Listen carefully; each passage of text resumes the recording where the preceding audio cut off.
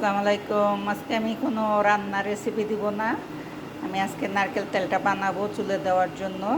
Actually নারকেল তেলটা বানাবো না, তেলটাকে আমি সব কিছু দিয়ে জাল দিয়ে ওটা নিজের জন্য বানাই নিব।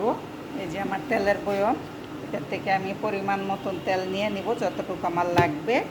আমি এখানে সব কিছু নিয়ে নিয়েছি, জবা ফুল, পেঁয়াজ, মেথি, লং, মেহেন্দি, ফ্রেশ মেহেন্দি নিয়েছি, অ্যালোভেরা, তেজপাতা, কারি পাতা, তারপরে আমি আমলকিটা রস করে রেখেছি, ওইটা আমি পরে দিব। এই যে আমার সব কিছু এখানে আমি নিয়েছি, এগুলি সব তেলের মাঝে দিয়ে জাল দিয়ে একদম জিনিসগুলি সব ভাজা ভাজা করে নিব।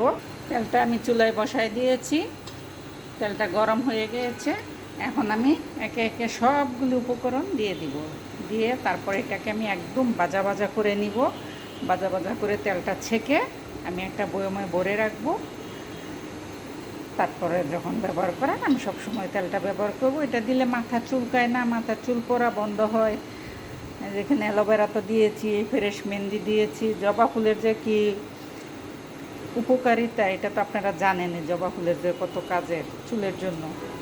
জবা ফুল শুধু চুলের জন্য না, চেহারার জন্য খুবই কাজের। আমি যে সব কিছু দিয়ে দিব এখন।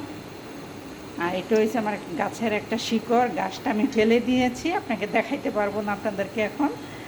এই শিকড়টাও আমি দিয়ে দিব, দিয়ে সব কিছু জাল দিব, দিয়ে তারপর তেলটা বানাই নেব। আজকের জন্য এই পর্যন্তই। যদি আপনাদের ভালো লাগে তাহলে আমার চ্যানেলটা একটু সাবস্ক্রাইব করবেন, বেশি কষ্ট হয় না, একটুখানি খালি আঙুলটা টাচ করে একটু সাবস্ক্রাইব করে দিবেন।